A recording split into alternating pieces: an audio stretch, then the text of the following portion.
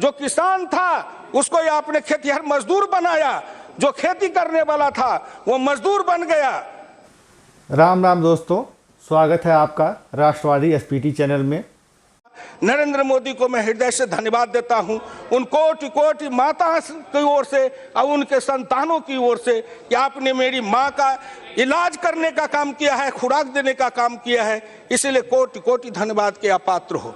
फिर आपसे मैं आगे की ओर जाऊंगा। आपने कहा दिशा दृष्टि संकल्प, क्या वित्त मंत्री जी के उस किताब को नहीं पढ़ा जिस किताब में उन्होंने जो लिखा है प्राथमिकताओं का निर्धारण? अंग्रेजी में भी है, हिंदी में भी है। अंग्रेजी वालों ने भी पढ़ा होगा, हिंदी वालों ने भी पढ़ा होगा। मैं इस व्यापक एजेंडा को आगे बढ़ाने के लिए अपने बजट प्रस्तावों को 10 विशिष्ट स्तंभों के अंतर्गत रखने का प्रस्ताव करता हूं, जिनमें निम्नलिखित शामिल है। नंबर 1 किसान, नंबर 2 ग्रामीण आबादी, नंबर 3 युवा, नंबर 4 गरीब और विशेष सुविधाओं से वंचित वर्ग, नंबर 5 अवसंरचना, नंबर 6 वित्तीय क्षेत्र, नंबर 7 डिजिटल व्यवस्था, नंबर 8 सार्वजनिक सेवा, नंबर 9 विवेक पूर्ण राजकोषीय प्रबंधन, नंबर 10 कर प्रशासन। 1 नंबर पर कृषि, दूसरे नंबर पर ग्रामीण विकास, तीसरे नंबर पर युवा, बाकी हिंदुस्तान तो इसी में समा जाता है। गांव, गरीब, मजदूर, किसान मिलके बनाए हिंदुस्तान। आपके बजट की प्राथमिकता क्या थी?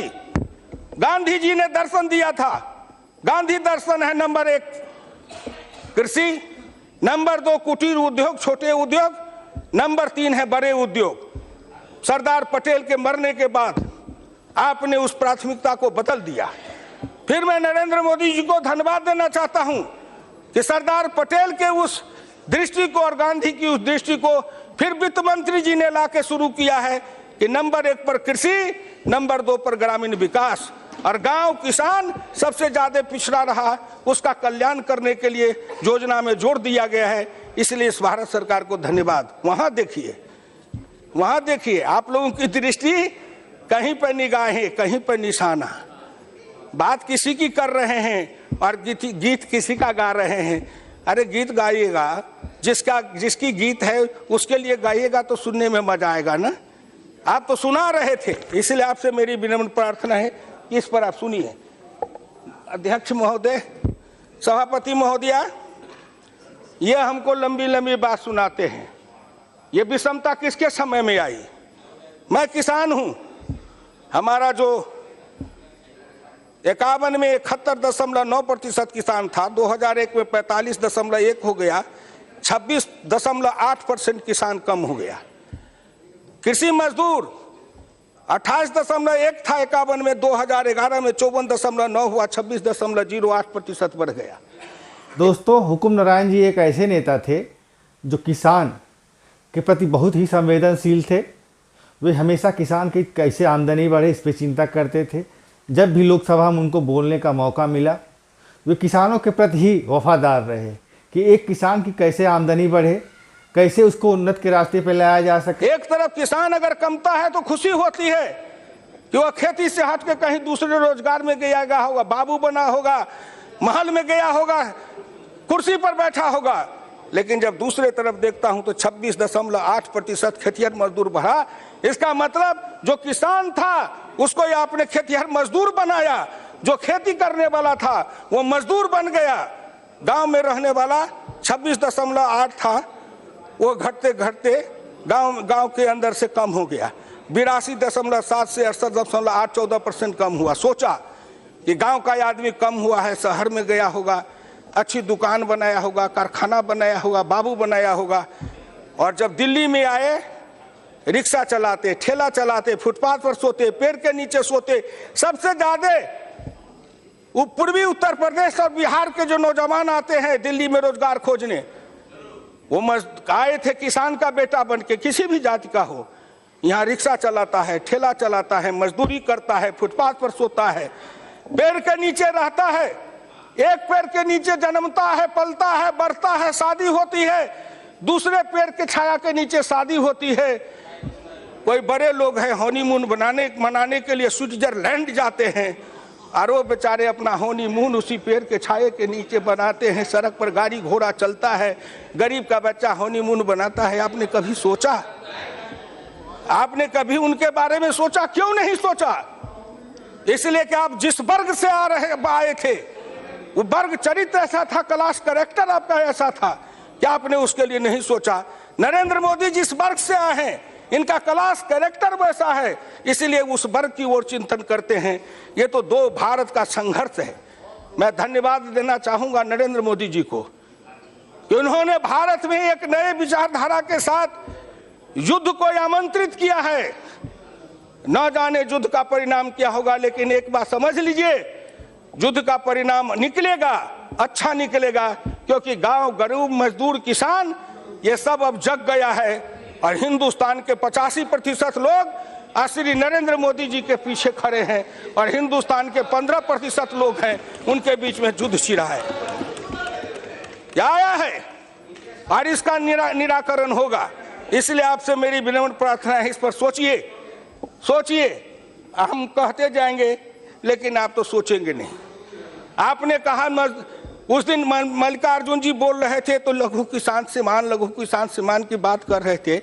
लघु किसान सीमांत किसान 2090-91 में सीमांत किसानों का प्रतिशत था 59.4%, जो घट करके वो किसान 90-91 में, और सीमांत किसान का था 18.8।